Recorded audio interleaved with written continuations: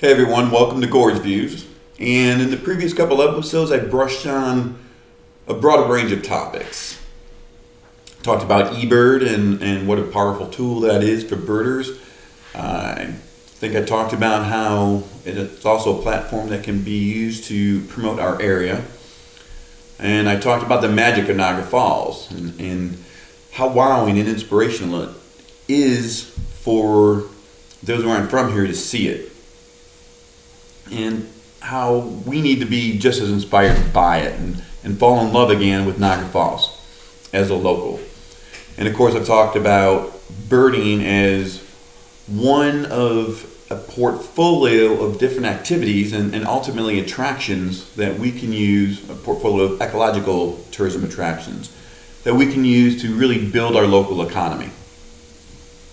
So I'm trying something new, different format. It should be down here in the corner right now. And what you should be looking at is a picture of the waterfall with the bordered at the top by the Rainbow Bridge.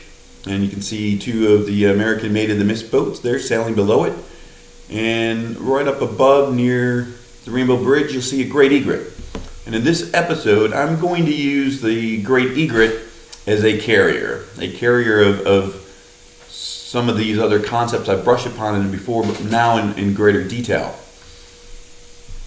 Now, I don't know how many of you are familiar with the fact that the Great Egret is a rather common bird here. Now, how common is the Great Egret? That's a good question. So let's jump into ebird and explore the Great Egret through ebird. So you should be looking at ebird now on the screen. We're in my account. A little overview of what ebird looks like. So, I'm in the my ebird portion, which shows my data. Real quick, kind of embarrassing, but you'll see I haven't entered a checklist since 7 November. And that was at the waterfowl observation area, right on the upper river, just east of Goat Island. And I haven't submitted a single checklist in 2022, so you just have my 2021 data. I got 100 species logged in 2021. In 2022, I logged 2 species, and those are actually historical logs, meaning I didn't even open my ebird account until around June of last year. And to make sure that I got over 100 species near the end, I kind of went back through some of my December 2020 photos to see if I had a couple of species that I hadn't logged in 2020 just to get my numbers bumped up. Now you can also see that 98 of the species that I've logged in, I also put in a photo. You don't have to put in a photo. I like to put in a photo, particularly with a bird that's new to me, just to, remove all doubt that I actually saw that bird. The more experienced birders, you can trust them. They know what they're looking at, and they know what they're doing. For example, so let's go down here in latest media. These are my photos. A bunch of ducks from that November on the upper river. And I think somewhere in here quickly we'll see, so there's a loon. And it's not moving as fast as I want it to. Why isn't it? Bear with me, folks. Bear with me. I'll try to make it all worth it. There we go. Show more. What I'm looking for is a photo of a black vulture. Here it is. All right. So black vulture, black vulture, black vulture. And here's a turkey vulture. So there's basically 2 vultures you're likely to see in Niagara County. Turkey vulture we see all the time, every day. I mean, I can't go anywhere and not see a turkey vulture flying up above. And, they're pretty ugly. Got this big eyeball. The black vulture isn't anywhere near as ugly, but quite different. You can see it is totally black. It doesn't quite have the wingspan, and it doesn't have quite the same V that you see with the turkey vulture. This is another bird that I got right from my front porch over here on 3rd Street, Niagara Falls. Just happened to come whizzing by. But the reason I'm bringing up the turkey vulture and black vultures, there was one time a month or two before this photo, I was out by Fort Niagara and there was a bird flying off in the distance, rather large, and I took a few shots of it and it seemed to be flying different. And it certainly didn't have the stereotypical turkey vulture features. So I thought I got a black vulture. And I put that on ebird with the photo. And Willie Deanna, who is the appointed, I'm not really sure what they call him, but basically he adjudicates things for Niagara County, makes sure that the data being input into ebird is quality and as correct as can possibly be. So Willie, going through his daily chores, I guess, saw my photo of this black vulture. And black vulture being rather rare, also would send out an alert saying, hey, one of the more rare birds has been seen in Niagara County recently, and other birders can go see if they can see it too.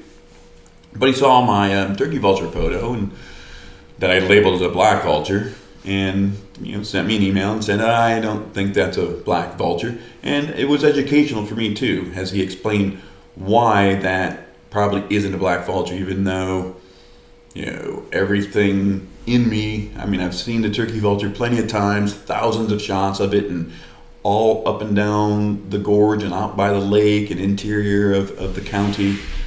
I really thought I knew that bird, so I didn't think I was going to confuse it with something else. Fortunately, not long thereafter, though, black vulture came flying right by the property here at Gorge View, and I was able to run inside, grab the camera, and get a couple shots of him flying away. I wish I had like a face-on shot, but I logged my black vulture, and that was exciting. But that's also, to kind of show you guys how, as a birder, I'm a novice birder by far. I've been birding maybe a year. Like last November is, I'd say, when I officially started. So November 2020. All right. So enough of the vultures. Let's get back to the ebird data in exploring. So how do we explore? You see up here, if I wanted to submit, if I went birding today and had a bunch of birds that I want to log in, I would click over here and submit, and I would pick a location. Right, here's places that I've been to that I could just click on if I've gone back to them. Or I can enter a region and use the map just to zero in on it. So if you're birding in your backyard, obviously on a hot spot, might be hard to find. So I just do Niagara and then pull up the map. Right, so it's pretty cool. And I got to use the control thing to scroll. So I could scroll right into, let's go right into Gorge View.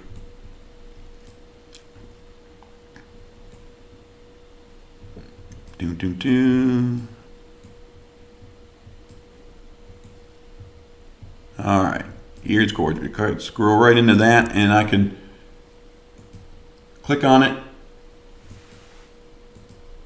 Enter a name of the location. I might call it Gorge View over here, and then I would click continue, and it would use that as my location. Let's go back though,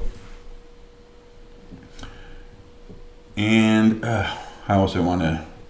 Well, let's just pick, continue. All right.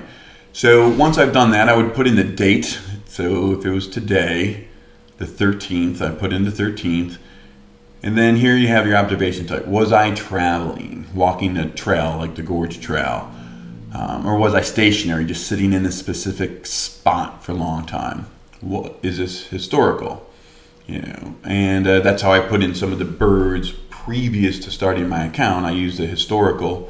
Birding was my primary purpose when I got those photos, and so it was historical, and that's my primary purpose. Incidental, that's like I'm driving down the Robert Moses and see something spectacular like just a bald eagle. I would go in and say, oh, I was driving but saw a bald eagle. That also tells the researchers, hey, this is an incomplete checklist. The bald eagle was sighted that day, so but it doesn't give them a false sense of that was the only bird in the area at that time, because they are trying to get more of a comprehensive understanding of all of the birds in an area at one time. What is the overall bird population? What is the mixed birds? How are different species interacting within the same habitat? Stuff that's important to researchers. Because at the end of the day, this site is about global research in birds. So that's basically how we do that. But exploring is really cool. We're going to explore Niagara County. No, we're going to explore by species first and look at the Great Egret. All right, so of course they got photos of the Great Egret, blah, blah, blah. Tell you a little bit about it. It's a large, lanky, long-necked white heron. Size and black legs help separate it from other egrets, and that's for sure. The snowy egret's probably the other egret you might confuse it with, but the snowy egret is like a stubby little dwarf next to the Great Egret, and it's a different neck size and a lot of other stuff. So far in ebird, there's been 4.6 million observations of this bird, 137,000 with photos, and 457 with audio. I kind of want to go into audio because these things do sound a little weird. Well, they sound just like the blue heron to me. I don't know if anyone else can really tell the difference with their ears. Now, what else do I have here? I want to find, okay, so here's the range. So, it's a common bird in all of North America, all of South America. It's seen across Europe. You can see it's seen even in Australia. So not an uncommon bird. Now what's nice about this, if you can zoom in, so you want to know, well, just how common is it in my area? You can get an idea, but what you also have to understand is these observation, that's what I would call an observation density map. It's how often someone in that area reports the bird. It's not necessarily how often the bird's there. So, it might be just as common to see it in this Erie, PA area, but no one's out there looking at it, and so they're not logging observations of it. You can expect it to be all along, the waterfronts, basically. And you can go as deep as you want and learn about the Great Egret. What I wanted to kind of do is give you its range. But now, like central, if I'm from the Midwest, I don't see this bird very often. If I'm from northern Canada, I apparently don't see this bird very often. And zoom back out. If I'm from China, I don't see this bird very often. There's parts of Australia where I don't see that bird very often. If I'm from Africa, I don't see the bird very often. So visitors that we have to the Niagara Falls area who are from a region that doesn't see the Great Egret very often, this is a great opportunity for them to see the Great Egret, because trust me, you can see the Great Egret quite often here in Niagara Falls. And just to kind of show you, I was going over that one photo, and you're like, oh, well, okay, so you got one shot of an egret over the falls. Well, I didn't get just one shot of the egret over the falls. That was one day. Here's an egret flying past the Sheridan. All right, the Sheridan over in Canada. Obviously, I'm standing on the United States side. And you get so many opportunities that you can get a really good close-up shot of an egret in flight here. So that's what this photo is kind of depicting for you. And here's two egrets flying over the gorge right in front of my building, right by the aquarium. Early summer on kind of a cloudy day. Here's one flying near sunset, backlit, kind of a silhouette photo, but again, pretty cool. Here's one flying past the, I like to call it the Maple Leaf Tower. I know it's not the Maple Leaf Tower anymore. I don't want to talk about this blue heron just yet, or that one. So let's go back to this folder and start somewhere. All right. So a lot of those other photos, those egrets are flying high above the gorge. Here's one flying kind of deep down in the gorge. So I'm getting a shot, from the top of this egret. And that's kind of a middle altitude in the gorge, but they'll fly even lower. Here's one flying much lower.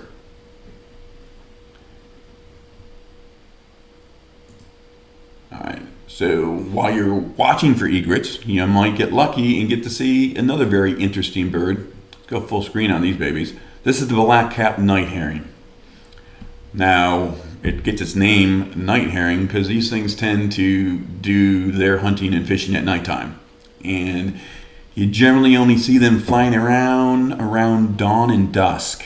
So I don't really get good light on these guys. I mean, this is certainly Canada right behind them, deep in the gorge.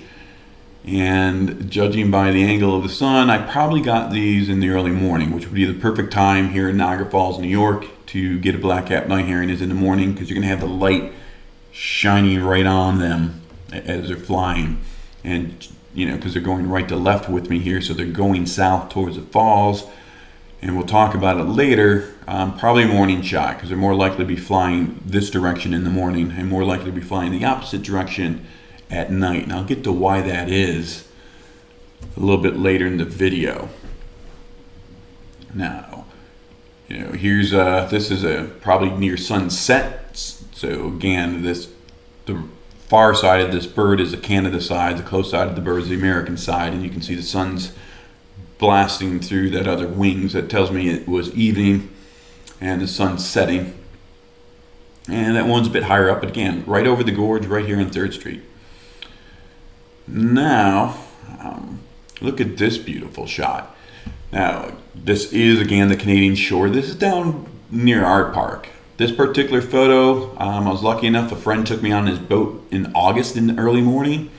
And so, perfect time of day again, because the sun's shining right at the Canadian shore, lighting up the bird, allowing us to get that really great reflection.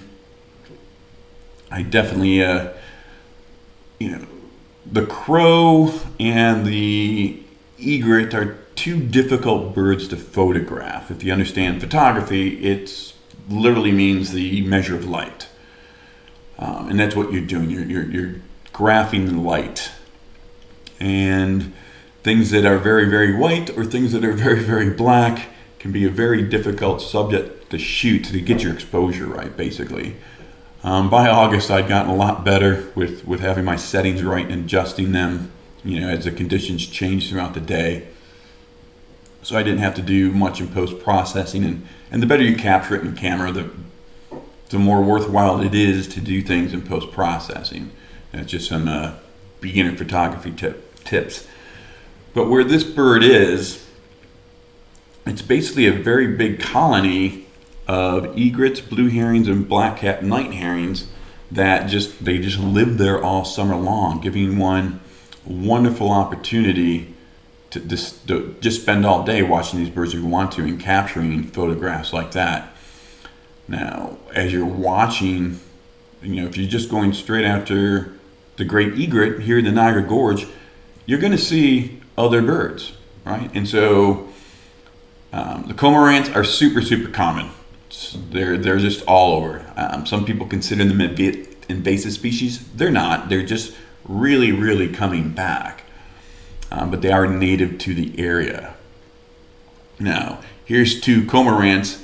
It's an interesting behavior with cormorants. I've seen this quite often. They do it with the egrets, but they'll do it with ducks. They play chicken with ducks, quite frankly. You'll see a duck come in one way, and you see these cormorants go deviate their flight path straight towards the duck and make him veer off his flight path. But here they're just kind of racing underneath it. It's like they're competitive or something. But it's just fun to watch. That's the bird watching aspect of birding. It's just having those interesting moments where you see these interesting behaviors. And it's a pleasure. It's a joy. Now, that's not the only bird you're going to see when you're watching egrets. Here's an egret, deep in the gorge. This is still pretty close to, this is a little bit more north of the aquarium. This rock here, when the river's lower, sticks out a lot more, and there's some other rocks that come up. When the river's higher, there isn't much. But you see there's a few ducks down here. I think probably merganser. Hard to tell.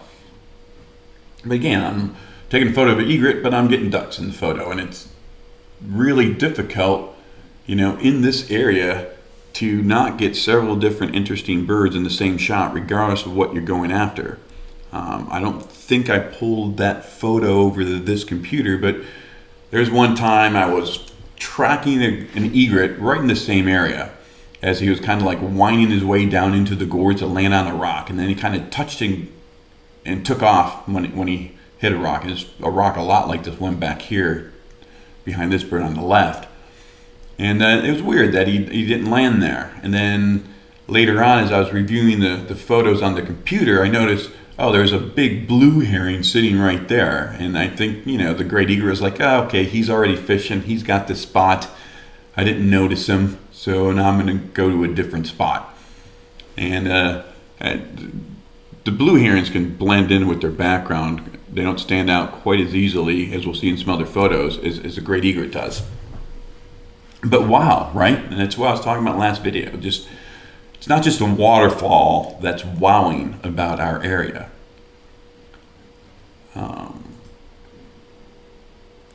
See what else have we got? So talking about the colony. So look at this. We got 1, 2, 3, 4, 5, 6, 7 great egrets all right in one shot. And trust me, to the left and right of this photo, and probably a little bit above and below, there's probably 20 some great egrets to be seen in this little area, standing in the same spot all at one time. And I talked in the last video about being able to see distances and stuff. A lot of other areas where you're going to find great egrets, there's a lot of reeds in the way of seeing them, or they're along a much narrower river, so you can't really get that close to them because of the narrowness. You're going to get close, they're going to fly away. Here the river's very wide, so they're not afraid of me standing on the other side of the river taking photographs of them, because they're like, there's no way that guy's getting me. I mean, this is right before, so this is probably south of the Queen St. Louis, and so this is outside the super bad current zone. I mean, I would swim here. I mean, if you were to swim, this is just south of Art Park. So if you were to swim there, you should be a good swimmer, and I don't advise swimming there. I wouldn't swim there just to swim there. But my point is, you're not going to get bashed across a rock or anything. If you tried to swim to Canada at this point, though, if you make it to Canada, you're going to be 20 or 30 meters or 200 or 300 meters downstream probably, because the current is quite strong. But anyway, these birds are pretty confident I pose no threat to them. So they're just doing their thing, ignoring me, and I'm getting to enjoy watching them. And again, how fun is that? Imagine being someone who doesn't get to see that every day. Even places where the egret's common, like here. How many of you didn't know you could see this many egrets this easily right in our backyard in Niagara Falls? All right, there's another one flying over Gorge on a cloudy day. It's kind of lower in. This one's flying high above me. This looks like a morning shot also, a sunrise type photo. Here's one isolated down where we have some rapids probably further south, closer to the dam, the hydroelectric plant dam. Another one way up high. All right, so now this guy's on the American side, and I'm just further upshore. Got a nice shot of him. And the opportunities to photograph these birds here is just, it's overwhelming. I mean, if you are a real photographer, not like an amateur like me, and you want the opportunity to have the great egret as your subject and get some of the greatest photos you've ever gotten of that bird, this is a great place to do it. I mean, for many, many different reasons. Not just, you have ample opportunity to photograph the bird at all times of day in all sorts of light, but with all sorts of backgrounds.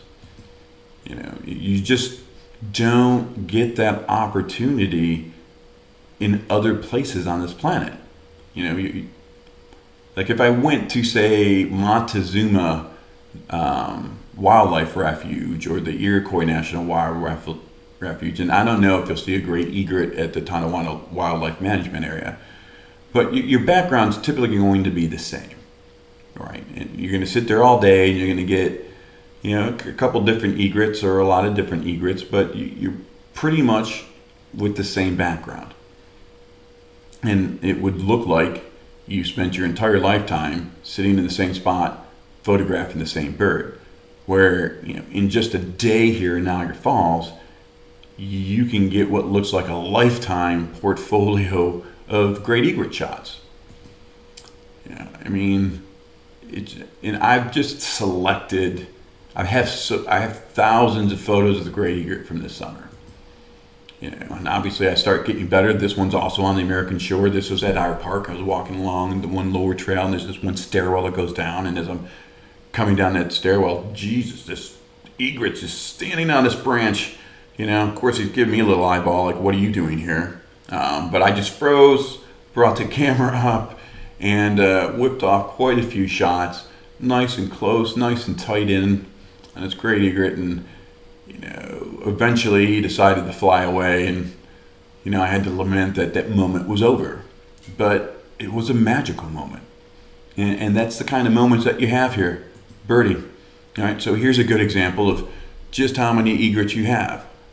So up here you have a larger ring-billed seagull, and here's probably a ring-bill here, and here's a ring-bill there, and I don't know what's flying over that egret's head. Probably a blue herring, right?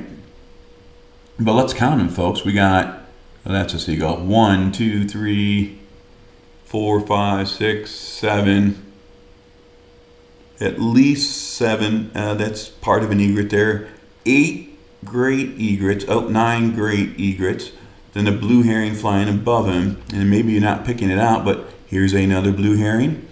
Here's another blue herring. Am I missing any others along the shore? All right, so you got all these blue herrings in the shots, a bunch of ringbills, all in one photograph. How cool is that? And that's where we live, and that's the type of thing we should be sharing as part of our portfolio of ecological attractions here in Niagara Falls. This is technically Lewiston, but for the visitor to Niagara Falls, it's the same place, right? And that's why I was saying in the last video, the entire river is part of the playground. Here's a further off shot. Maybe it's probably to the right or to the left. There's a blue herring here. Look at all these egrets. Look at all these ring-billed gulls. And this is a still, right? We're taking a split second in time.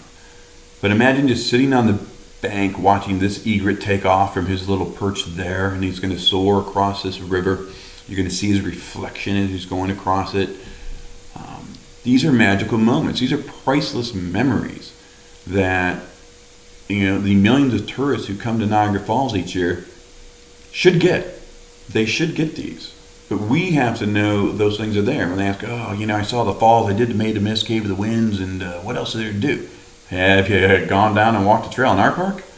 Because you got some birds to see there. Birds, what? Yeah, these are giant birds.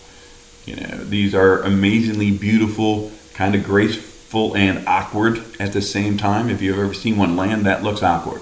But when they're flying, it's pretty graceful. Right? That looks pretty graceful. All right. Now, I like this photo because this is Canada's hydroelectric dam in the background. Here here's this. These are ancient birds. These things sound like pterodactyls. They look a lot like a pterodactyl. They're a dinosaur, and here it is, juxtaposed against this Goliath human edifice. But you also got your green of nature at the same time, and that's just another fascinating thing about Niagara Falls, folks. That if you don't appreciate it, you really should, so that you can share these little spots with our tourists, so they get way more out of their trip, so that they spend more time. Or, they go back home and say, I got to go back because I didn't have enough time. And when they talk to them, like, yeah, I went and, you only need a day because that's all it takes to do the Cave of the Winds and the May of the Mist. No, you need like 4 or 5 days, to get everything in. And so here's, this still doesn't do it justice, but you got a egret coming in for a landing. I think he disturbed the blue heron or vice versa. I'm not sure who was flying in. Can't remember. But, when you see them land, it's so awkward. But, we got 3 blue herons in this photo. We got 3 egrets. And where else are you going to see that? I mean, zoos can't replicate this.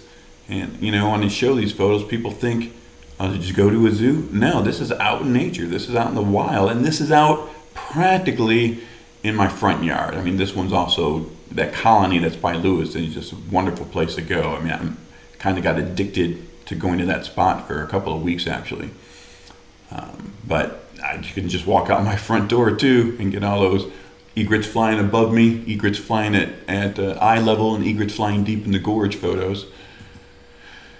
All right, this is another one of my kind of favorite photos for the same reason that others is, here I'm birds kind of flying up above me.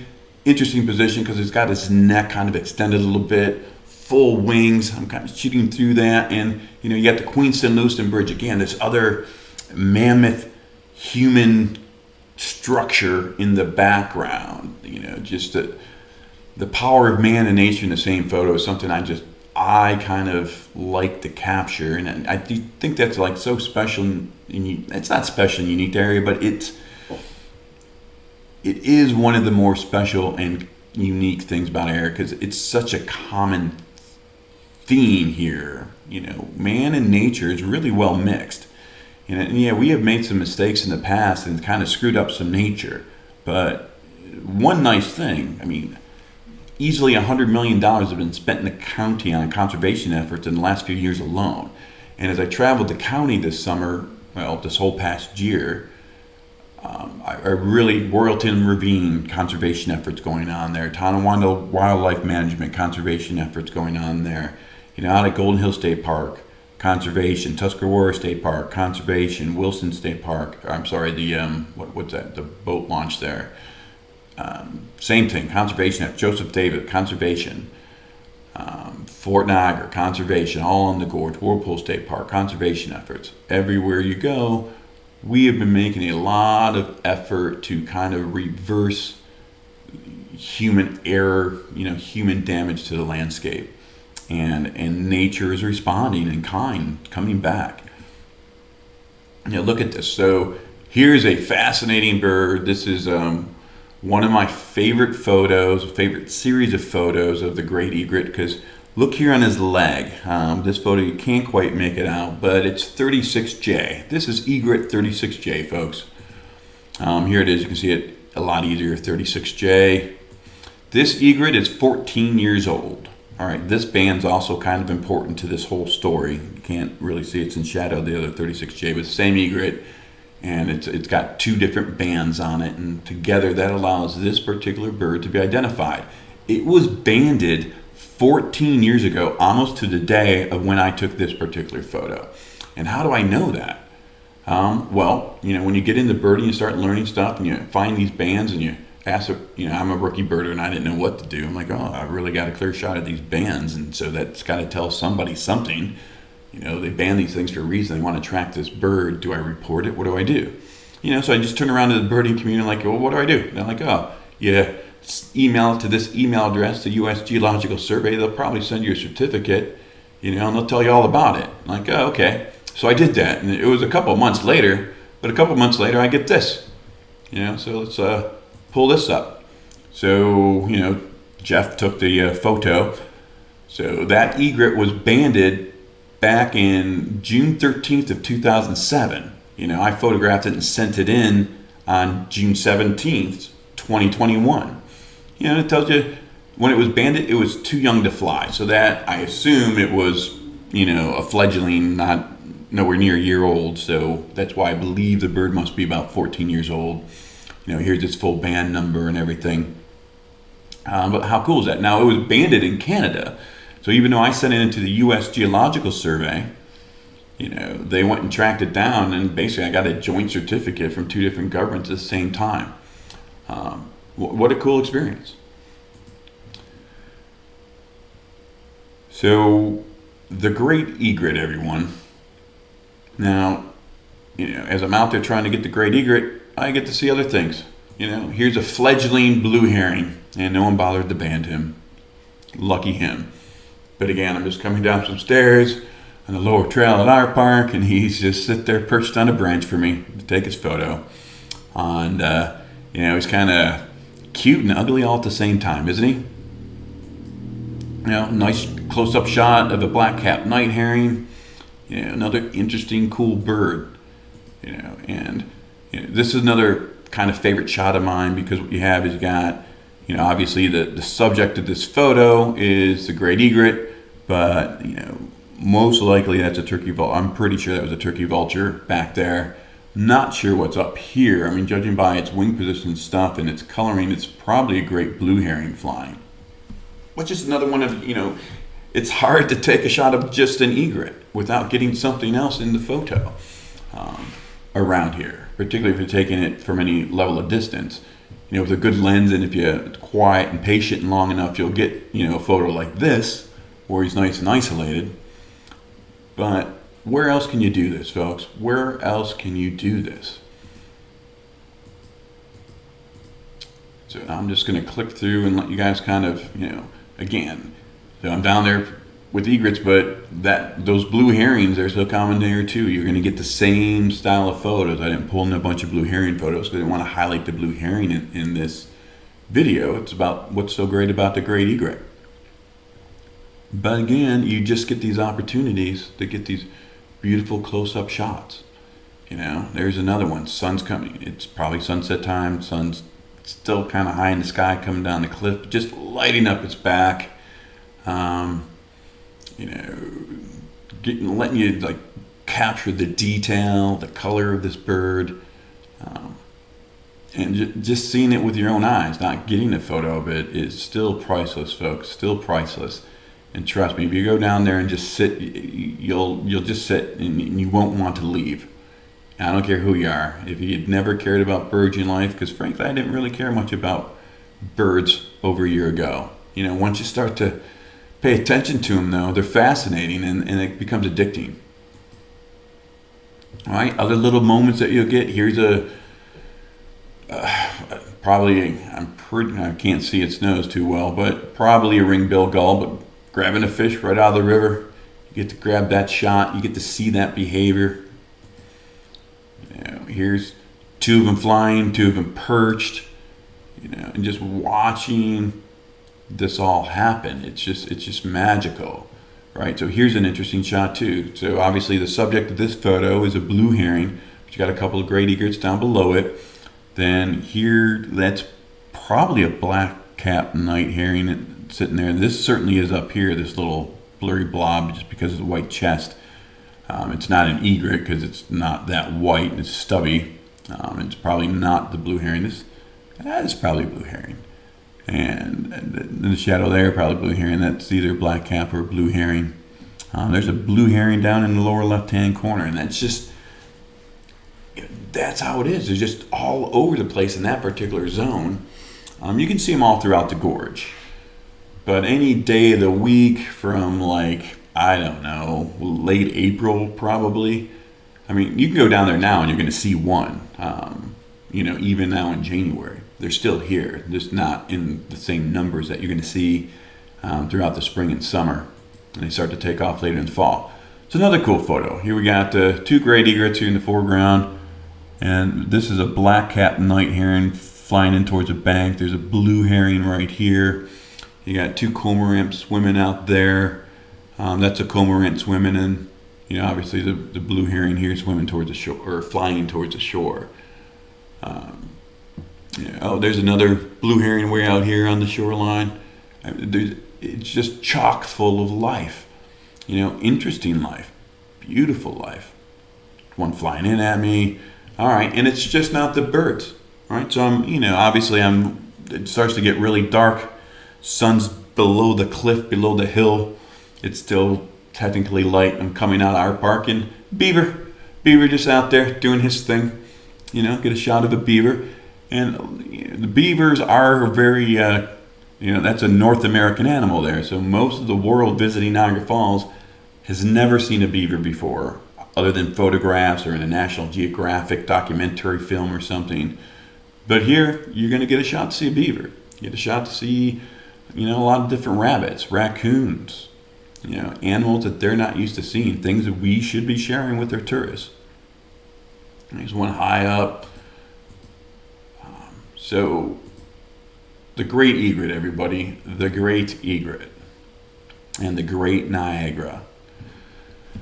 So I just really wanted to immerse you guys into, what we're failing to appreciate, and because we're failing to appreciate it, we're failing to share that with our guests, and they're not getting the experience they really should be getting after traveling hundreds, if not thousands of miles to see that waterfall. And they're wowed by that. That alone, they're wowed by it. They happen to see this and that bird at the same time, they're going to be freaked out, right? I've shared this photo with my guests, and they're like, what is that thing in the middle of the photograph?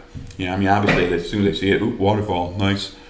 And then they see this giant white bird, and like, what is that?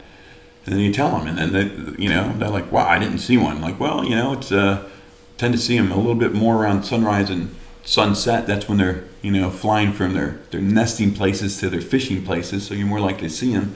So they head out and they just stand on the gorge all evening long, or I go with them and help point them out to them, and then they're just they're ecstatic that they got that moment to see with their own eyes this huge majestic dinosaur of a bird.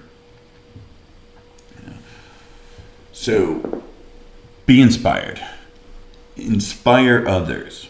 And in future videos, we're going to dig deeper and deeper into the ecology. Why are these birds here? What are they doing here?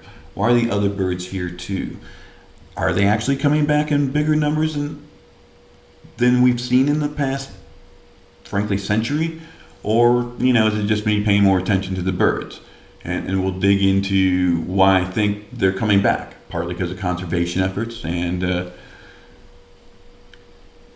we're creating better habitat for them. Now, planetary-wide, unfortunately, no. Humankind is decimating bird populations. And that's another opportunity we have to save the world here in Niagara Falls. One,